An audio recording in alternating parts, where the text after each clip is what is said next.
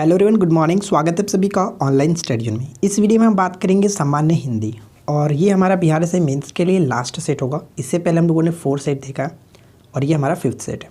तो मुझे उम्मीद है कि अब तक आपको हिंदी में बहुत सी जानकारी हो चुकी होंगी जो एग्ज़ाम्स में आपको काफ़ी हेल्प करेगा।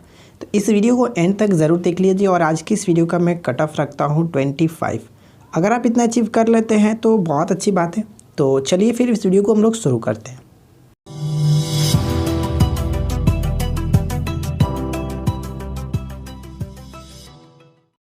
आज की इस वीडियो का सबसे पहला क्वेश्चन ये बनता है कि क वर्ण किसके योग से बना है। बताइए कि क वर्ण जो है वो किसके योग से बना है। तो देखिए इस क्वेश्चन का राइट आंसर हो जाएगा ऑप्शन हम डी को टिक करेंगे, यानी कि क प्लस अ वर्ण से मिलकर के बना है हमारा क वर्ण। ठीक है, ऑप्शन हम डी को टिक करेंगे। सेकेंड क्वेश्चन क्या कह रहा है कि स्पर्श व्यंजन कितने प्रकार के होते हैं। स्पर्श व्यंजन कितने प्रकार के होते हैं, बहुत अच्छा प्रश्न है, ध्यान दीजिएगा। इस क्वेश्चन का राइट आंसर क्या है, हम ऑप्शन डी को टिक करेंगे 25। टोटल 25 जो कि स्पर्श व्यंजन होते हैं। अब ये स्पर्श व्यंजन क्या है, इनके बारे में आपको अच्छे से समझाने के लिए मैं थोड़ा सा यहाँ पे जो कि लाइन लिख रखा है, आप इसको देख करके समझ सकते हैं। अब बात यहाँ पे करते हैं कि स्पर्श व्यंजन क्या होते हैं। तो मैं आपको बता दूँ कि इन व्यंजनों का उच्चारण मुख के विभिन्न अंगों से स्पर्श से किया जाता है। ठीक है, और देखिए मैं आपको बता दूं कि क से लेकर के म तक कुल 25 स्पर्श व्यंजन है, लेकिन द्विगुण व्यंजन जैसे कि यहाँ पे ढ और ढ, ठीक है, ड और ढ जोड़ देने पर इनकी संख्या 27 हो जाती है। यहाँ पे आप समझ सकते हैं, यहाँ पे मैंने टोटल रख रखा है 27 को, आप यहाँ पे देख करके समझ सकते हैं। ठीक है, क वर्ग, च वर्ग, ट, त और प, इन सभी में यहाँ पे देख सकते हैं। और यहाँ पे देखिए दो जो द्विगुण व्यंजन है इनको अगर मिला दिया जाए तो ये टोटल 27 हो जाते हैं। ठीक है, तो मुझे उम्मीद है कि आपको अब तक ये क्लियर हो गया होगा। क्वेश्चन नंबर 3 ये कह रहा है कि समुद्र मंथन करना का अर्थ क्या है, बताइए। देखिए समुद्र मंथन करना का अर्थ हम कह सकते हैं कि कठोर परिश्रम करना। ऑप्शन बी यहाँ पे बिल्कुल सही होगा। क्वेश्चन नंबर 4 में क्या दिया गया कि जस दुल्हा तन बनी बाराता का अर्थ क्या है। जस दुल्हा तन बनी बाराता का अर्थ क्या है। तो मैं आपको बता दूं कि इस क्वेश्चन का राइट आंसर क्या होगा। करेक्ट आंसर हम किसे टिक करेंगे, ऑप्शन ए को, यानी सभी साथी एक जैसे होते हैं। जैसे आप वैसे उसके साथी, उसी को कहा जाता है कि जस दुल्हा तन बनी बाराता। ठीक है, नेक्स्ट क्वेश्चन, अगला प्रश्न है कि अरे उसने तो कमाल कर दिया। ध्यान दीजिएगा यहाँ पे क्या लिखा गया कि अरे उसने तो कमाल कर दिया। ये वाक्य किस प्रकार का है आपको ये बताना है। बहुत सिंपल सी बात यहाँ पे कही जा रही है। देखिए अरे उसने तो कमाल कर दिया, यहाँ पे आप जो ये चिन्ह देख रहे हैं ये कौन सा चिन्ह है, तो विषमयादि बोधक का चिन्ह होता है, कह सकते हैं। ऑप्शन बी को टिक करेंगे। ठीक है, हम यहाँ ये कह सकते हैं कि ऐसे शब्द जो वाक्य में आश्चर्य, हर्ष, शोक, घृणा आदि भाव व्यक्त करते हैं उनको कहा जाता है विषमयादि बोधक। ठीक है, और इनके लिए एक प्रयुक्त जो चिन्ह होता है, हमेशा ध्यान रखेंगे ये चिन्ह लगा होता है। अगर ये चिन्ह लगा है तो आप इसको समझ जाएंगे कि ये विषमयादि बोधक है। जैसे अगर हम बात करें कि अरे आप कौन है, तो यहाँ पर भी वही चीज़ होगा कि अरे लगा करके यहाँ पर ये चिन्ह रहेगा और उसके बाद आप कौन है। ठीक है, उस तरह से अगर हम बात करें जैसे शाबाश तुमने कर दिखाया, शाबाश, शाबाश के बाद भी हम लोग यही पे चिन्ह देंगे, तो इस तरह से आप समझ सकते हैं कि ये विषमयादि बोधक चिन्ह होता है। ठीक है, चलिए फिलहाल देखते हैं नेक्स्ट क्वेश्चन को। क्वेश्चन नंबर 6 कह रहा है कि पवित्र में प्रयुक्त संधि का नाम बताइए। पवित्र का संधि विच्छेद हम करेंगे तो क्या होगा, पवित्र का संधि विच्छेद करते हैं तो क्या होता है, पो प्लस इत्र। ठीक है, पो प्लस इत्र होता है। तो इसमें कौन सा संधि होता है, तो मैंने आपको बताया कि संधि जो होते हैं वो 3 प्रकार के होते हैं, और जो यहाँ पे एक स्वर संधि होता है, स्वर संधि के 5 उपभेद होते हैं, तो उन्हीं में से एक होता है अयादि संधि, और जो पवित्र है वो अयादि संधि का ही जो कि कह सकते हैं ये रूप होता है। ऑप्शन हम बी को यहाँ पे टिक करेंगे। नेक्स्ट प्रश्न क्या बनता है कि इनमें से किस शब्द में चंद्रबिंदु संबंधी अशुद्धियाँ हैं। चंद्रबिंदु संबंधी अशुद्धियाँ हैं, बताइए क्या होगा इस क्वेश्चन का राइट आंसर। तो यहाँ पे अगर हम ऑप्शन बी को देखें तो पहुँच ये गलत लिखा गया। पहुँच जो होना चाहिए वो किस तरह से होना चाहिए, तो पहुँच यहाँ पे चंद्रबिंदु इस तरह से होना चाहिए, तो यहाँ पे ये गलत है। ऑप्शन हम बी को टिक करेंगे जो कि ये हमारा गलत है। बाकी में कोई दिक्कत नहीं, याद रखिएगा। नेक्स्ट प्रश्न कह रहा है कि निम्नलिखित में तत्सम शब्द का चयन कीजिए। तत्सम शब्द का चयन कीजिए। तत्सम का मतलब क्या होता है, संस्कृत के रूप में हो। ठीक है, तो यहाँ पे अगर हम देखें तत्सम जो शब्द है वो कौन सा है, तो करेक्ट आंसर होगा ऑप्शन ए वर्षा। वर्षा एक प्रकार का जो कि कह सकते हैं ये तत्सम रूप है, यानी कि संस्कृत के फॉर्म में ये यूज़ किया जाता है। अगर इसका हम तद्भव देखना चाहें तो क्या होगा, तद्भव होता है, जैसे बरसात कहते हैं, वर्षा का बरसात, ठीक है, तो वो होता है हमारा तद्भव। बाकी में कोई दिक्कत नहीं। जैसे अगर आंसू को हम यहाँ पे देखिए, आंसू क्या है, तो ये हमारा तद्भव है। लेकिन अगर इसका तत्सम देखें, आंसू का तत्सम जो होगा वो क्या होगा, आश्रु कुछ इस तरह से होता है, ठीक है, इस तरह से। और हाथी देखें तो हाथी का तत्सम देखें तो क्या होगा, हसित कह सकते हैं, हसित, या फिर कहीं कहीं आपको गज देखने को मिलता है, गज, ठीक है। अगर हम यहाँ पे बारात के देखें तो बारात के बारे में ऑलरेडी मैंने आपको बता रखा है इससे पहले वाली वीडियो में कि बारात को हम, बारात का तत्सम अगर देखें तो वो होता है वर यात्रा, ठीक है। तो इस तरह से आप याद रख सकते हैं। चलिए नेक्स्ट क्वेश्चन देखते हैं क्या कह रहा है। क्वेश्चन नंबर 9 दिया गया कि चिरायु शब्द में प्रयुक्त जो उपसर्ग है आपको बताना है। चिरायु शब्द में प्रयुक्त उपसर्ग कौन सा? उपसर्ग पहले लगता है, प्रत्यय बाद में लगता है। तो बताइए कि चिरायु शब्द में जो उपसर्ग होगा वो होगा चिर। ऑप्शन हम डी को टिक करेंगे, चिर बिल्कुल यहाँ पे सही हो जाता है। अगला प्रश्न देखिए क्या दिया है कि वह समास बताइए जिसमें प्रथम पद जो है विशेषण होता है। ध्यान दीजिएगा, वह समास बताइए जिसमें प्रथम पद जो है वो विशेषण होता है। तो मैंने आपको इसके बारे में बताया भी था कि जो पहला पद विशेषण हो और दूसरा पद जो विशेष से होता है, या फिर हम इस तरह से भी कह सकते हैं कि इसमें उत्तर पद यानी कि जो बाद का पद होता है वो प्रधान होता है। या फिर इस तरह से मैंने आपको भी समझाया था कि इसमें क्या होता है कि के समान, या फिर यानी दो शब्दों के बीच में क्या होता है कि के समान, या फिर है जो, या फिर रूपी शब्दों जो कि आते हैं, ठीक है। अगर फॉर एग्जाम्पल की बात करें तो जैसे मैं आपको बताया था, शायद कल की वीडियो में ही हम लोगों ने डिस्कस किया था, नील गगन। तो नील गगन को अगर हम देखें तो क्या है, नील गगन। तो इसमें आप थोड़ा सा समझिएगा।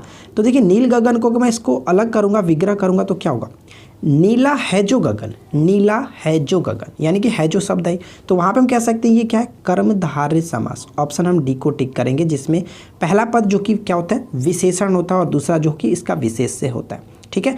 इसमें जो कि हमारा गगन यहाँ पे जो शब्द आप देख रहे हैं ये प्रधान होता है। तो आई होप कि ये बात आपको समझ में आ गई होगी।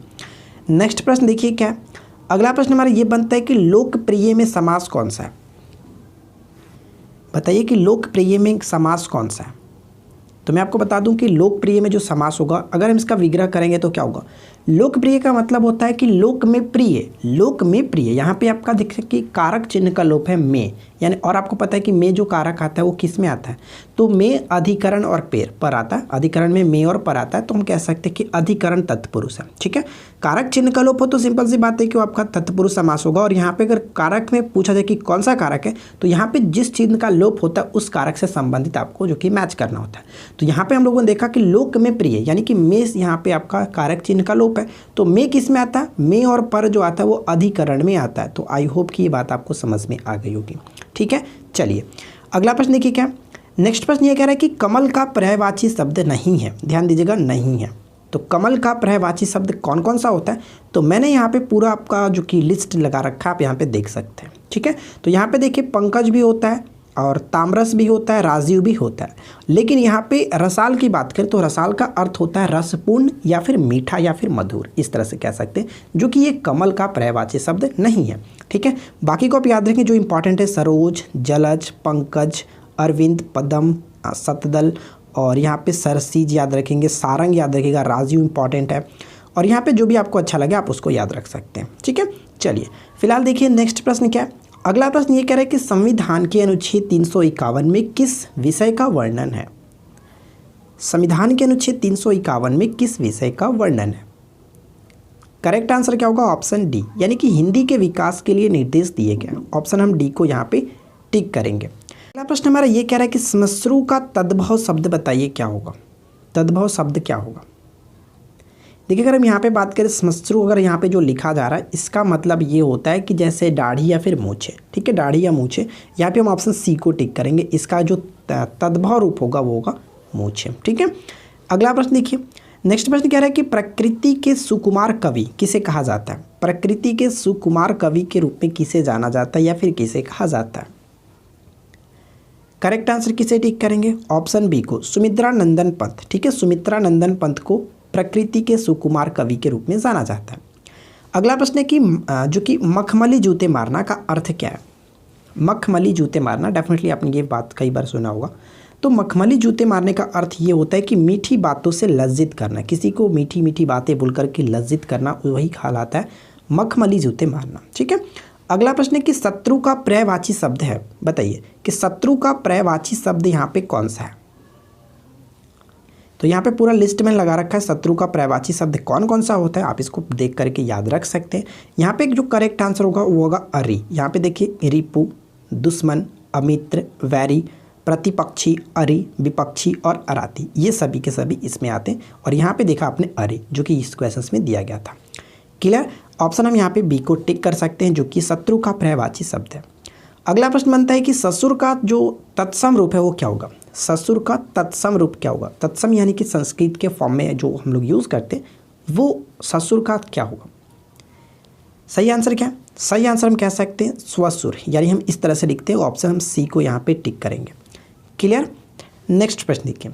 अगला प्रश्न बनता है कि निम्न में से किसे एक भारतीय आत्मा कहा जाता है। निम्न में से किसे एक भारतीय आत्मा कहा जाता है। तो भारतीय आत्मा के रूप में किसे जाना जाता है, तो यहाँ पे करेक्ट आंसर होगा माखनलाल चतुर्वेदी। ऑप्शन बी बिल्कुल सही आंसर है, माखनलाल चतुर्वेदी। अगला प्रश्न क्या है, देखिए ध्यान दीजिएगा कि तरनी तनुजा तट तमाल तरुवर छाए में कौन सा अलंकार है। देखिए अलंकार तो बहुत सारे हैं, आपको थोड़ा सा अगर टाइम उसका रहता तो हम लोग पढ़ लेते। फिलहाल अगर मैं आपको छोटा सा हिंट दूँगा अलंकार के संबंध में, यह पहला होता है। ठीक है, अलंकार वैसे दो प्रकार के होते हैं, एक तो होता है शब्दालंकार, एक होता है आपका अर्थालंकार। तो शब्दालंकार में जो कि 5 भेद होते हैं, तो उसके बारे में फिलहाल हम बात नहीं करेंगे। यहाँ पे सिंपल से मैं आपको बताता हूँ कि इस जो वाक्य में अगर हम किस तरह से पहचानेंगे, अगर आपको इस तरह से दिख जाए, जैसे कि देखिए यहाँ पे अगर हम प्रत्येक शब्द को देखें तो पहला वर्ण देखिए त यानी कि पहला वर्ण जो है आप देख रहे हैं कि जब एक ही वर्ण को बार बार रिपीट किया जाता है तो उसको हम लोग कहते हैं अनुप्रास अलंकार। ठीक है, इस क्वेश्चन का राइट आंसर आपका ऑप्शन ए हो जाएगा। क्लियर, तो ये पॉइंट आप याद रखेंगे। चलिए फिलहाल देखते हैं। अच्छा एक और एग्जांपल मैं आपको समझाता हूँ। देखिए ध्यान दीजिए, जैसे कि यहाँ आपने देखा आपका त जो कि बार बार रिपीट हो रहा है, उसी तरह से आपने बचपन में एक तो जरूर सुना होगा कि चंदू के चाचा ने चंदू की चाची को चांदनी रात में चांदी के चम्मच से। तो यहाँ पे आप क्या देख रहे हैं, च जो है वो बार बार रिपीट हो रहा है, यानी कि हम कह सकते हैं कि च वर्ण बार बार रिपीट हो रहा है, तो वही कह सकते हैं कि अनुप्रास है। ठीक है, बात क्लियर हो गई। चलिए फिलहाल देखिए नेक्स्ट प्रश्न क्या है। अगला प्रश्न ये बनता है कि चंदन विष व्यापत नहीं लिपटे रहत भुजंग, प्रस्तुत पंक्ति के रचयिता कौन है। अगर यहाँ पे आप पूरा इस पंक्ति को पढ़ना चाहें तो पूरा पंक्ति आप यहाँ पे देख सकते हैं, मैंने लिख रखा। ठीक है, इस क्वेश्चन का राइट क्या है, करेक्ट आंसर हम ऑप्शन किसे टिक करेंगे, डी को, कि कोई दिक्कत नहीं। इसका यहाँ पे मैंने अर्थ लगा रखा है। देखिए आखिर इसका अर्थ क्या होता है, तो यहाँ पे पूरा हमारा जो पंक्तियाँ वो किस तरह से बनता है कि जो रहीम उत्तम प्रकृति का करी सकत कुसंग, चंदन विष व्यापे नहीं लिपटे रहत भुजंग। इसका अर्थ क्या हुआ कि रहीम कहते हैं कि जो अच्छे स्वभाव के मनुष्य होते हैं उनको बुरी संगति भी बिगाड़ नहीं पाती है। जहरीले सांप चंदन के वृक्ष से लिपटे रहने पर भी उस पर कोई जहरीला प्रभाव नहीं। तो इस पंक्ति का पूरा अर्थ यही निकला। तो मुझे उम्मीद है कि आपको ये बात समझ में आ गई होगी और ये काफ़ी अच्छा पंक्ति है, आप इसको अच्छे से थोड़ा सा ध्यान में रखिएगा। ठीक है, चलिए फिलहाल देखते हैं अगले प्रश्न को। अगला प्रश्न हमारा ये कह रहा है कि साँच बराबर तप नहीं झूठ बराबर पाप, इस पंक्ति के रचयिता हैं। साँच बराबर तप नहीं झूठ बराबर पाप, इस पंक्ति के रचयिता कौन है। तो मैं आपको बता दूं कि इस पंक्ति के रचयिता हैं जो कि कवि है। ठीक है, अच्छा इनका अर्थ क्या होता है कि साँच बराबर तप नहीं झूठ बराबर पाप, तो इसका अर्थ ये है कि सत्य की तुलना में दूसरा कोई तप नहीं और झूठ के बराबर दूसरा कोई पाप नहीं। इसका अर्थ ये हुआ और ये बात जो थी वो कबीर जी के द्वारा कही गई थी। ठीक है, नेक्स्ट प्रश्न। अगला प्रश्न बनता है कि क्षणिक शब्द का विलोम क्या होगा। क्षणिक शब्द का विलोम क्या होगा, तो इस क्वेश्चन का राइट आंसर क्या, क्षणिक शब्द का विलोम कह सकते हैं कि शाश्वत। ठीक है, शाश्वत हमेशा रहने वाला, क्षणिक मतलब तुरंत, जो कि क्षणभंगुर आपने पढ़ा होगा। अगला प्रश्न हमारा ये बनता है कि निरोग का सही जो कि संधि विच्छेद क्या होगा। निरोग का संधि विच्छेद क्या होगा, करेक्ट आंसर हम टिक करेंगे जो कि ऑप्शन बी को, यानी कि निह प्लस रोग। ध्यान दीजिएगा, ऑप्शन हम बी को टिक करेंगे, निह प्लस रोग। अगला प्रश्न क्या बनता है कि तत्पुरुष समास का उदाहरण नहीं है। यहाँ पे आपको थोड़ा सा अच्छे से समझने की जरूरत है। तत्पुरुष हम लोगों ने ऊपर में देख चुका है, जिसमें कर्ता यानी कर्ता नहीं, कारक चिन्ह का लोप हो, उसको कहते हैं तत्पुरुष समास। ठीक है, अब यहाँ पे हम देखते हैं कि किसमें कारक चिन्ह नहीं आता, यानी कि वो तत्पुरुष समास का उदाहरण नहीं बनता है। अगर इसका हम हस्तलिखित के अगर विग्रह करें तो क्या बनेगा। हस्तलिखित का मतलब क्या हुआ, हस्त से लिखन। ठीक है, हस्त से लिखित जो या फिर हाथ से लिखा हुआ जो भी हो, वहाँ पे पास से जो आप देख रहे हैं हस्त से लिखित, हाथ से लिखित। ठीक है, जिसको हस्तलिखित कहते हैं, यानी कि से कारक चिन्ह यहाँ पे लोप है, तो ये तो होगा। दोषपूर्ण का मतलब क्या है? 200 से पूर्ण, 200 से पूर्ण, 200 से भरा, इस तरह से कह सकते हैं। तो इसमें भी कारक चिन्ह का लोप है। और शरणागत का मतलब क्या हुआ? शरणागत का अगर हम इसका विच्छेद करें तो यहाँ पे कह सकते हैं शरण में आगत, यानी कि यहाँ पर भी में कारक का चिन्ह है। लेकिन दुगुना अगर आप देखें, दुगुना, तो दुगुना के लिए मैंने आपको बताया कि अगर आपको संख्या अगर दिख जाए, तो संख्या दिख जाए तो उस कंडीशन में हम कह सकते हैं कि द्विगु समास होता है। ठीक है, संख्या दिख जाए तो उस कंडीशन में द्विगु समास को हम टिक करेंगे, यानी इस क्वेश्चन का राइट आंसर ऑप्शन डी को टिक करेंगे, जो कि ये तत्पुरुष समास का उदाहरण नहीं है। ठीक है, इस तरह से हम देखें तो द्विगु समास का उदाहरण जैसे त्रिलोक हो गया, ठीक है, त्रिलोक हो गया, तिरंगा हो गया, इस तरह से कह सकते हैं। अगला प्रश्न देखिए, अवयवी भाव समास यहाँ पे नहीं है, यानी कि यहाँ पे लिखा गया अवयव समास, तो यानी कि मतलब ये हुआ कि अवयवी भाव समास नहीं है। तो देखिए अवयवी भाव समास नहीं है। अवयवी भाव का पहचानने का तरीका क्या होता है कि इसमें आपका जो कि प्रथम पद जो होता है, यानी कि पूर्व पद जो होता है वो प्रधान होता है, और साथ ही साथ इसको पहचानने का अच्छा तरीका ये होता है कि इसमें जो शब्द प्रारंभ होता है वो क्या होता है कि उपसर्ग से स्टार्टिंग होता है। तो अगर हम यहाँ पे देखें यथागत, यहाँ पे यथा जो आपका देख सकते हैं एक उपसर्ग है, तो ये बिल्कुल है। प्रतिदिन में प्रति आपका जो कि एक उपसर्ग है, यानी कि प्रति लगा देंगे तो ये आपका प्रतिदिन इस तरह से उपसर्ग बनता है। भयभीत को देखें तो क्या होगा, देखिए अगर हम यहाँ पे भयभीत का समास विग्रह करें तो क्या बनेगा, भय से भीत, यानी कि भय से भीत, भय से डरा। तो भय से यहाँ पे से कारक का चिन्ह का लोप है तो तत्पुरुष होगा। तो हम कह सकते हैं कि ये हमारे इस क्वेश्चन का राइट आंसर जो कि हो जाता है, क्योंकि ये तत्पुरुष के अंतर्गत आता है और हमें अवयवी भाव को फाइंड आउट करना था। अगर बेदाग की बात करें तो देख सकते हैं इसमें बे जो उपसर्ग आ रहा है, तो यहाँ पे इस क्वेश्चन का राइट आंसर ऑप्शन हम सी को टिक करेंगे।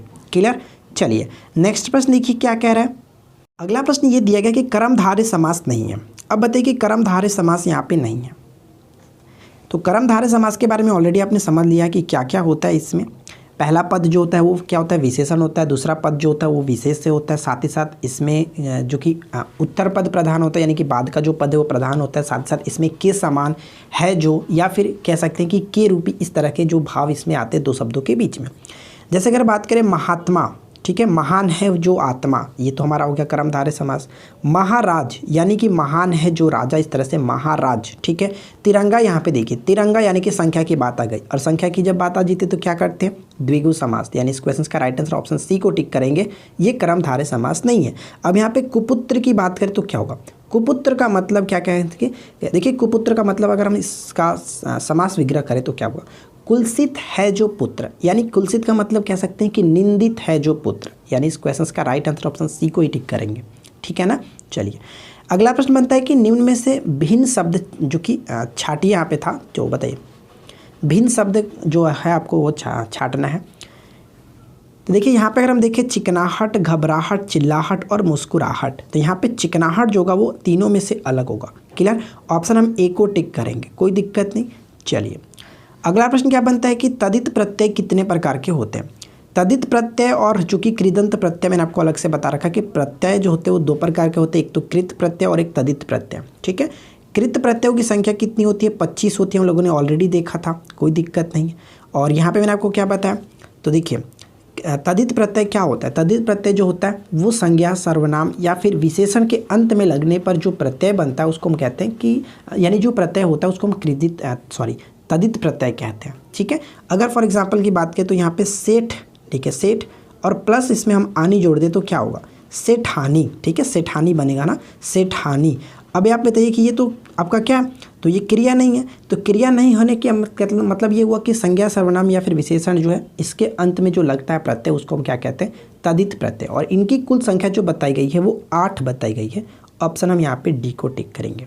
ठीक है, बात क्लियर। चलिए अगला प्रश्न क्या बनता है कि चौराहा कौन सा समास है। बताइए कि चौराहा जो वो कौन सा समास है।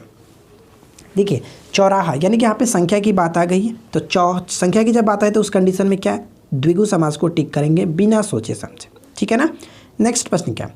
अगला प्रश्न बनता है कि अपनी करनी पार उतरनी, इसका अर्थ बताइए क्या होगा। अपनी करनी पार उतरनी का अर्थ क्या होता है। तो मैं आपको बता दूं कि अपनी करनी पार उतरने का अर्थ कह सकते हैं कि अपने कर्म का फल स्वयं भोगना, इस तरह से भी कह सकते हैं कि कर्म का फल अवश्य मिलता है। ठीक है, ऑप्शन हम एक को टिक करेंगे। अगला प्रश्न क्या है कि अटका बनिया देवे उधार, अटका बनिया देवे उधार, इसका अर्थ क्या है। तो देखिए अटका बनिया देवे उधार, इसका मतलब हम ये कह सकते हैं कि दबाव पड़ने पर सब कुछ करना, या फिर इसको हम इस तरह से समझ सकते हैं कि मजबूर जो व्यक्ति होता है वो अनचाहा कार्य भी करता है, उसी को कहा जाता है अटका बनिया देवे उधार। अगला प्रश्न बनता है कि जिसके समान कोई दूसरा ना हो, जिसके समान कोई दूसरा ना हो उसको क्या कह सकते हैं, उसको कहते हैं अनुपम, यानी ऑप्शन हम बी को टिक करेंगे, अनुपम। अगला प्रश्न हमारा ये बनता है कि जो किसी के स्थान पर कार्यरत हो, बताइए कि जो किसी के स्थान पर कार्यरत हो उसको क्या कहते हैं, जो किसी के स्थान पर कार्यरत हो उसको हम कहते हैं स्थानापन्न, यानी ऑप्शन हम ए को टिक करेंगे, स्थानापन्न, ऑप्शन ए। इसका मतलब इस तरह से कह सकते हैं, स्थानापन्न का अगर हम अर्थ समझना चाहें तो कह सकते हैं कि किसी के गैर हाजिरी में नियुक्त किया गया या फिर दूसरे के स्थान पर ग्रहण किया गया, ठीक है, इस तरह से समझेंगे। अगला प्रश्न है कि इति का विलोम शब्द क्या होगा, इति का विलोम शब्द क्या होगा बताइए। तो देखिए मैं आपको बता दूं कि इति जो होता है, इति का अर्थ होता है समाप्ति, ठीक है, इति का अर्थ होता है समाप्ति। इसका अर्थ हम कह सकते हैं, इसका जो विलोम शब्द होगा वो होगा अथ या फिर श्री गणेश, ठीक है, अथ का मतलब होता है आरंभ करना, इस तरह से। नेक्स्ट प्रश्न क्या है कि करुण का विलोम शब्द क्या होगा, करुण का विलोम शब्द क्या होगा बताइए, करुण जो है इसका विलोम शब्द क्या होगा। तो करुण का मतलब अगर हम समझना चाहें तो होता है दयनीय, ठीक है, दयनीय या फिर करुणा युक्त जो होते हैं उनको कहते हैं करुण। तो यहाँ पे इसका जो विलोम शब्द होगा वो होगा निष्ठुर, ठीक है, निष्ठुर। और निष्ठुर का अर्थ क्या होता है, जिसमें दया ना हो, यानी ऑप्शन हम ए को टिक करेंगे। अगला प्रश्न, नेक्स्ट प्रश्न कह रहा है कि तू डाल डाल मैं पात पात का अर्थ क्या है, तू डाल डाल मैं पात पात का क्या अर्थ है। तो देखिए मैं आपको बता दूं कि तू डाल डाल मैं पात पात का जो अर्थ होता है हम कह सकते हैं कि इस क्वेश्चन का राइट आंसर को ऑप्शन बी, यानी कि चालाकी का उत्तर चालाकी से देना, या फिर हम इस तरह से भी कह सकते हैं यदि तुम उत्तम हो तो मैं तुमसे अति उत्तम हूँ, या फिर आपने ये बात भी सुना होगा आप शेर है तो हम सवा शेर है, या फिर हम बब्बर शेर है, इस तरह से बात कही जाती है ना। तो यही इसका मतलब हुआ कि तू डाल डाल मैं पात पात, ठीक है, क्लियर। नेक्स्ट क्वेश्चन, अगला प्रश्न ये है कि मैथिली कोकिल किसे कहा जाता है, बताइए कि मैथिली कोकिल के नाम से किसे जाना जाता है। ये काफ़ी अच्छा प्रश्न है। मैथिली कोकिल के नाम से विद्यापति को जाना जाता है, ऑप्शन हम ए को टिक करेंगे। नेक्स्ट प्रश्न बनता है कि जो शुद्ध शब्द है आपको वो पहचानना है, यानी कि शुद्ध शब्द कौन सा है। तो यहाँ पे जो शुद्ध शब्द लिखा गया वो है कौन, तो सच्चिदानंद, सच्चिदानंद, ऑप्शन हम यहाँ पे जो कि सी को टिक करेंगे, सच्चिदानंद, ठीक है। अगला प्रश्न, नेक्स्ट प्रश्न बनता है कि उत्त प्लस हार, यानी कि उत्त धन हार के योग से कौन सा शब्द बनेगा, उत्त धन हार के योग से कौन सा शब्द बनेगा। तो करेक्ट आंसर क्या होगा, उद्धार, option D will be correct answer. Next प्रश्न है कि निम्नलिखित में से कौन सा शब्द क्रिया विशेषण है, बताइए, क्रिया विशेषण है। तो यहाँ पे देखिए सबसे पहले तो आप क्रिया देखेंगे, क्रिया क्या, तो क्रिया यहाँ पे सिर्फ और सिर्फ एक ही दिख रहा है, तेज। और यहाँ पे क्रिया विशेषण की बात अगर हम समझना चाहें तो कह सकते हैं कि वो दौड़ता है, कैसे दौड़ता है, तो तेज दौड़ता है, यानी कि तेज दौड़ता है। तो जो अगर हम यहाँ पे क्रिया नहीं, तेज तो हमारा हो गया विशेषण ना, तो दौड़ना, यानी कि हम यहाँ पे अगर तेज दौड़ना की अगर बात करें तो दौड़ना, ठीक है, दौड़ना अगर हम देखें तो दौड़ना क्या है, दौड़ना क्रिया है, और इसके पहले अगर तेज दौड़ रहा है तो ये विशेषता बता रहा है कि किस तरह से दौड़ रहा है, धीमे दौड़ रहा है, तेज दौड़ रहा है। तो तेज दौड़ रहा है यानी कि विशेषता बताता है, तो क्रिया की विशेषता बता रहा है यहाँ पे कौन, तो तेज, कह सकते हैं कि क्रिया विशेषण हमारा होगा, ऑप्शन हम ए को टिक करेंगे। आई होप की बात आप समझ में आ रही है, तेज, ठीक है। चलिए देखते हैं नेक्स्ट क्वेश्चन क्या कह रहा है। अगला प्रश्न ये कह रहा है कि कौन सा शब्द अलग अर्थ रखता है, यानी यहाँ पे 4 जो विकल्प दिए गए इनमें से एक विकल्प वो अलग अर्थ रखता है बाकी 3 से। अगर हम यहाँ पे देखें भागीरथी, सुर नदी और मंदाकिनी, ये तीनों गंगा के कह सकते हैं कि पर्यायवाची शब्द कह सकते हैं। लेकिन शतुद्री की बात करें तो आपको पता है कि प्राचीन काल में शतुद्री जो था वो सतलज नदी का ये जो कि प्राचीन नाम था, तो कह सकते हैं कि ये हमारा अलग अर्थ रखता है। नेक्स्ट प्रश्न क्या बनता है कि सरवरी का अर्थ क्या, बताइए, जो सरवरी यहाँ पे आप देख रहे हैं सरवरी का अर्थ क्या है। तो देखिए सरवरी का जो अर्थ होता है हम क्या कह सकते हैं कि सरवरी का अर्थ निशा या फिर रात, ठीक है, यानी कि रात होता है। तो यहाँ पे देखिए तो क्या अर्थ जो कि रात्रि कह सकते हैं, ऑप्शन हम यहाँ पे डी को टिक करेंगे, ठीक है। नेक्स्ट प्रश्न, अगला प्रश्न दिया गया कुरुक्षेत्र काव्य के रचयिता कौन है, कुरुक्षेत्र जो काव्य है इसके रचयिता कौन है। तो देखिए यहाँ से क्वेश्चंस बहुत सारे पूछा सकते हैं, जैसे अगर हम आपको बात करें कि कुरुक्षेत्र के जो रचयिता है वो कौन थे, रामधारी सिंह दिनकर। और रामधारी सिंह दिनकर की कई सारी जो कि बहुत इंपॉर्टेंट जो काव्य है रचना है जो पूछ जाते हैं, जैसे कि उर्वशी, संस्कृत के 4 अध्याय, जैसे रश्मि रथ याद रख सकते हैं, उसी तरह से परशुराम की प्रतीक्षा याद रख सकते हैं, अमृत मंथन याद रख सकते हैं, ये सभी इंपॉर्टेंट है, ठीक है। चलिए फिलहाल देखते हैं हम लोग अगले प्रश्न को। नेक्स्ट प्रश्न ये कह रहा है कि व्यंजन की परिभाषा है, व्यंजन की परिभाषा क्या है। देखिए मैं आपको बता दूं कि व्यंजन की जो परिभाषा होती है उसका सही आंसर क्या होगा कि स्वर की सहायता से बोले जाने वाले जो वर्ण होते हैं उनको हम कहते हैं व्यंजन। ठीक है, व्यंजन, यानी ऑप्शन हम यहाँ पे बी को टिक करेंगे। अगला प्रश्न ये कह रहे हैं कि हिंदी वर्णमाला में अयोग्यवाह वर्ण कौन से हैं। तो बताइए कि अयोग्यवाह वर्ण हिंदी वर्णमाला में कौन से। सही आंसर होगा ऑप्शन डी, यानी कि अंग और अ जो आप यहाँ पे देख रहे हैं ये आप हमारा क्या होता है, एक प्रकार का स्वर कह सकते हैं, स्वर है आता है। तो करेक्ट आंसर ऑप्शन डी को टिक करेंगे, इन्हीं को कहा जाता है अयोग्यवाह वर्ण। ठीक है, नेक्स्ट प्रश्न। अगला प्रश्न ये है कि जिन शब्दों के अंत में अ आता है उसे क्या कहते हैं। जिन शब्दों के अंत में अ आता है उसे हम क्या कहते हैं, उसको कहते हैं अकारोत। Option D will be correct answer, अकारोत कहा जाता है। नेक्स्ट प्रश्न है कि जो कठिनाइयों से समझ में आता है उसे क्या कहते हैं। जो कठिनाइयों से समझ में आता है उसे हम क्या कहते हैं, उसे कहते हैं दुर्बोध। ऑप्शन सी सही होगा, दुर्बोध कहा जाता है। ठीक है, नेक्स्ट प्रश्न। अगला प्रश्न बनता है कि 9 उत्सव में प्रयुक्त संधि का नाम बताइए। 9 उत्सव में जो प्रयुक्त संधि है वो कौन सा संधि है। तो सही आंसर क्या होगा, सही आंसर होगा ऑप्शन हम यहाँ पे सी को टिक करेंगे, यानी स्वर संधि का जो 5 उपभेद है उन्हीं में से गुण संधि होता है और उसी को कह सकते हैं 9 उत्सव। ठीक है, 9 उत्सव में प्रयुक्त संधि गुण संधि है। चलिए अगला प्रश्न देखिए क्या। नेक्स्ट प्रश्न ये कह रहा है कि फूल का पर्यायवाची नहीं है। फूल का पर्यायवाची नहीं है।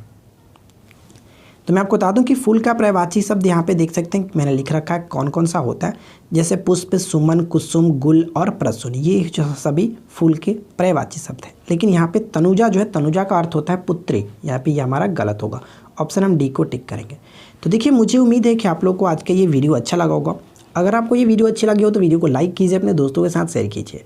और अब आपको कुछ भी नहीं पढ़ना है, बस इस वीडियो को देख लीजिए, आपका सारा क्लियर हो गया है। जो भी एग्जाम्स में आप उसको अच्छे से क्लियर करके आइएगा, कोई दिक्कत नहीं होने वाली। मैंने आपको 5 सेट में हिंदी के बहुत कुछ पॉइंट समझा दिए जो कि आसानी से आप 30 क्वेश्चन तो कर ही सकते हो यार। 100 क्वेश्चन में 30 क्वेश्चन तो आप आसानी से कर सकते हो, कोई दिक्कत नहीं होगी। ठीक है, तो मुझे उम्मीद है कि आप लोग को ये वीडियो जरूर अच्छी लगेगी। वीडियो अच्छी लगी तो लाइक कर दीजिएगा, अपने दोस्तों के साथ शेयर कर दीजिएगा। हम मिलते हैं अब किसी और वीडियो में नेक्स्ट टॉपिक के साथ। Thanks for watching, keep learning, have a good day and आप सभी को ऑल द बेस्ट। चलते चलते एक चीज़ मैं आपको और बता दूं कि अनअकैडमी पे हमारी टीम की तरफ से जो कि बीपीएससी के लिए रिवाइज कोर्स कराया जा रहा है, मैंने डिस्क्रिप्शन में लिंक दे दिया, आप वहाँ से जाकर के चेक कर सकते हैं।